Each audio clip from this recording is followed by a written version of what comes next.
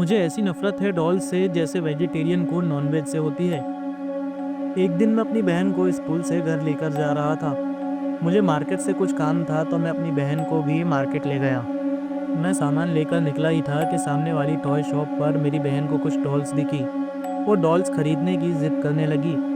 मैंने उसे मना कर दिया लेकिन उसकी जिद देखकर मुझे टॉय शॉप में जाना ही पड़ा। टॉय शॉप में बहुत सारी डॉल्स पड़ी थी, अच्छी सारी प्रीमियम भी थी और सस्ती भी। दूसरी शेल्फ में मेरी बहन को एक अजीब सी स्माइल वाली डॉल्स दिखी। उसने वो खरीद ली। वो डॉल मुझे काफ़ी अजीब लग रही थी। मैंने कहा, इतनी सारी डॉल्स में से तुझे यही पसंद आई थी? हम वो डॉल लेकर घर आ गए।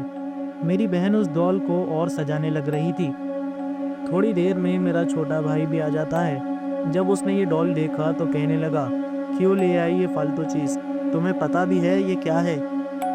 मैंने उसकी बात को मजाक में उड़ा दिया, लेकिन मेरा भाई वो डॉल मेरी बहन से छीन कर बाहर फेंक देता है और कहता है, इसे मत लाना वापस। रात को जब मैं लेटा हुआ था तो वो डॉल मुझे मेरी कमरे की अलमारी पर नजर आने लगी। उसकी स्माइल अब और ज्यादा क्रीपी और अजीब दिख रही थी।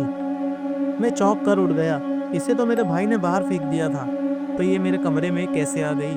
मैंने उस डॉल को उठाया और बाहर फेंका। मैं डरते हुए अपने बेड पर वापस सोने के लिए चला गया, लेकिन कुछ ही पल बाद वो लबूबू डॉल मेरे बेड पर आ पहुंची। उससे ताज़ा खून बह रहा था और वो सड़ रही थी।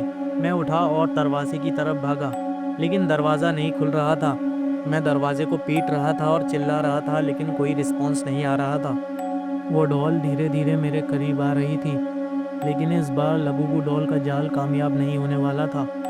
वो लबूबू डॉल जैसे ही मेरे करीब आई, उतने में ही मेरा भाई मेरे कमरे में आ जाता है और उस डॉल को आग लगा देता है।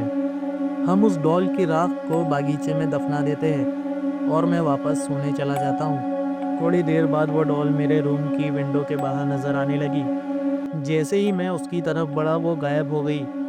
सुबह जब मैं सोकर उठता हूँ तो वो डॉल मेरी बहन के पास मौजूद थी। मैंने कहा, ये डॉल तुझे कहाँ से मिली? उसने कहा, ये तो रात भर मेरे पास थी।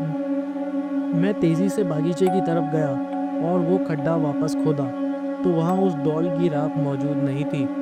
मैं वहीं बागीचे में बैठ गया। मुझे ऐसा लगने लगा जैसे कोई मुझ पर एक्सोर्सिज्म परफॉर्म कर रहा हो। मुझे अचानक से सिर दर्द होने लगा, जो इतना शदीद था कि जिसकी वजह से मैं वहीं बेहोश हो गया था। उस एक्सोर्सिज्म की वजह से ना मुझसे उठा जा रहा था और ना ही चला जा रहा था। लेकिन मैंने सोच ही लिया था, ये जो भी हो रहा है उस डॉल की वजह से ही हो रहा है, और इस एक्सोर्सिज्म को मैं तोड़कर ही रहूँगा, क्योंकि मैं उसकी वजह से पूरी तरह पॉजेस नहीं हुआ था। उस डॉल के एक्सोर्सिज्म के बाद भी एक अजीब सी बेचैनी मेरे अंदर मौजूद थी, जैसे कुछ अधूरा रह गया हो। मुझे पता था शैतानों और जन्नातों पर आग का असर नहीं होता, क्योंकि वो खुद ही ना दिखने वाली आग से बने हैं। हमने उस डॉल को जलाया तो था, पर वो आग उसका कुछ नहीं बिगाड़ पाई थी। लेकिन जवाब मेरे पास मौजूद था। मीठा पानी। हाँ, वही पानी जो इंसान जिंदा रहने के लिए रोज पीता है, वही उसका इलाज था। मैंने मेरी बहन से उस डॉल को लिया और घर के बाहर आ गया और उसके ऊपर धीरे धीरे मीठा पानी डालने लगा। जैसे जैसे उस पर पानी गिरता जा रहा था वो मिट्टी की तरह पिघल रही थी, और यही उस डॉल और उसके जादू का खात्मा हो जाता है।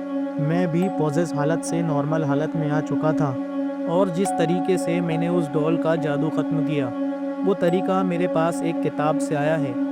अगर आप इस वीडियो पे 1K लाइक और 500 सब्सक्राइबर ला देते हैं, तो मैं उस किताब का नाम अगली वीडियो की स्टोरी में रिवील कर दूंगा। मिलते हैं नेक्स्ट वीडियो में राज़ जुर्म चैनल पर। सब्सक्राइब ज़रूर कीजिएगा।